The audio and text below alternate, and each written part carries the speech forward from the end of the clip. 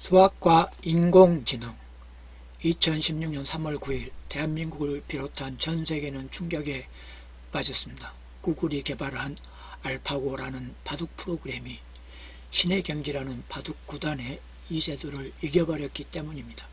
이후로 인공지능의 개발은 더욱 가열차게 이루어졌고 세계적인 대기업들은 인공지능 관련 상품을 개발하고 판매하는 데 사활을 걸고 있습니다. 인공지능이 본격적으로 등장하게 되면 인간의 위치는 크게 흔들릴 것이라는 우려도 나오고 있습니다. 의사, 변호사 등의 전문 직업인이 인공지능에게 자리를 빼앗길지도 모른다는 공포가 확산되는 지경입니다. 저는 오히려 수학선생님들이 대거 해고될지도 모른다고 봅니다. 인공지능이 본격적으로 등장하면 대부분의 수학 문제는 인공지능이 척척 풀어내 줄 것이기 때문입니다. 그래서 이번에는 수학과 인공지능의 관계에 대해서 이야기해 보도록 하겠습니다. 우선 수학이란 크게 마테마타와 로지스티케로 구분할 수 있다는 점을 말씀드립니다. 마테마타는 자유인의 수학으로 매우 철학적인 성격을 가진 수학입니다. 반면 로지스티케는 단순한 계산술로 노예들이 자유인을 위해 일을 할 때 필요한 계산 문제들을 스스로 해결하도록 하기 위해 노예들이 배우는 계산술인 것입니다.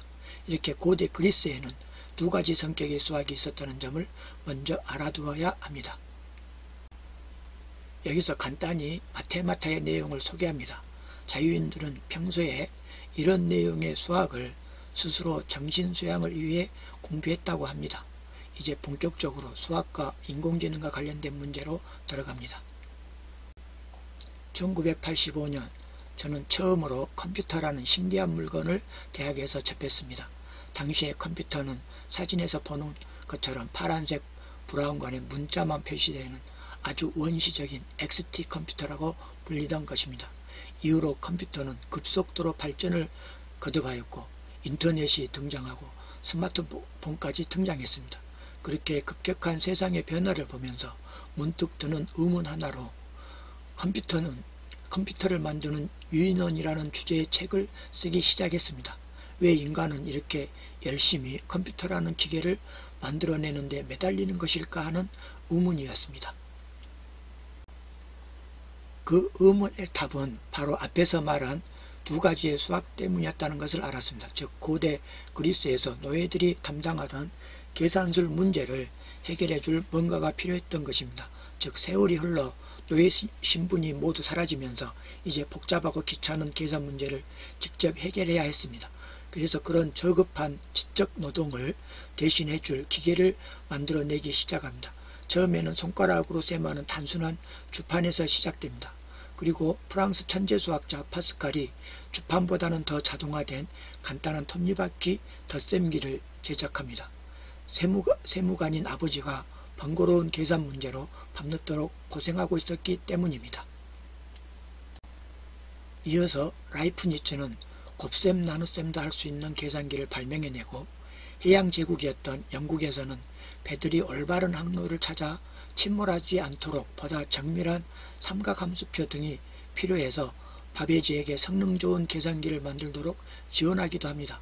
바베지는 반복적인 계산 작업은 지루하고 단조로운 노동으로 비천한 작업이라고 말하기도 합니다. 그래서 오늘날 컴퓨터의 원형이 되는 기계를 설계해냅니다. 그렇게 오늘날 우리는 컴퓨터와 인터넷의 시대를 살아갈 수 있게 된 것입니다.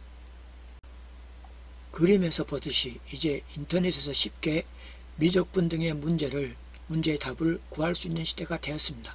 노예들이 하던 지루하고 반복적인 계산 문제를 대신해 줄 컴퓨터가 발명되었기에 인류는 우주공간까지 탐험할 수 있는 수준까지 발전할 수 있었던 것입니다. 그런데 이제 인공지능까지 등장하고 있습니다. 인공지능의 등장이 무엇을 의미하는지 생각해 봅니다. 컴퓨터로 복잡한 수학 문제를 풀려면 사람이 더 복잡한 프로그램이라는 것을 만들어서 컴퓨터에 입력해 주어야 합니다. 그것 또한 배우기도 어렵고 복잡하고 지루하기 그지없는 것이죠. 그런데 인공지능이 등장하면 그런 문제도 해결됩니다. 인공지능이 스스로 프로그램을 만들 수 있기 때문입니다. 그야말로 이제 복잡하고 지루한 기계적인 문제는 모두 컴퓨터나 인공지능이 해결해 주는 시대인 것입니다. 그럼 이제 인간은 무엇을 해야 하는 걸까요? 바로 진짜 마테마타를 할 수 있는 시대가 된 것입니다.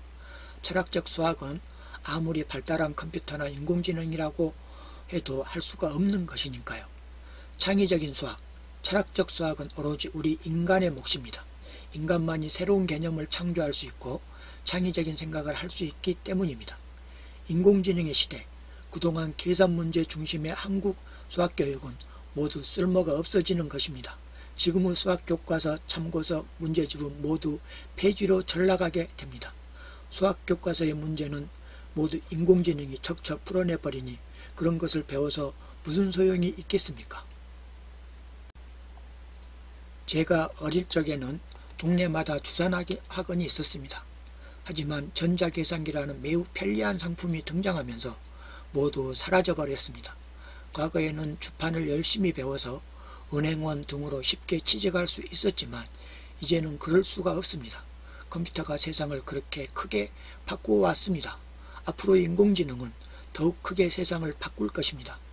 학교의 수학선생은 모두 인공지능에게 그 자리를 빼앗기고 실업자가 되는 것이 바로 저 사라져버린 주산학원과 똑같은 운명인 것입니다. 이제 인공지능의 시대, 노예의 수학, 계산 중심의 수학, 문제풀이 중심의 한국 수학은 사라질 것이고 자유인의 수학, 개념 중심의 철학적이고 창의적인 수학이 매우 절실하게 필요한 시대가 오는 겁니다. 인공지능을 잘 부려먹으려면 우리는 세계를 철학적으로 관망하며 새로운 개념과 이념을 제시해 주어야 하기 때문입니다. 인간을 사냥하러 오는 터미네이터들에게 해줄 한마디가 무엇일까요?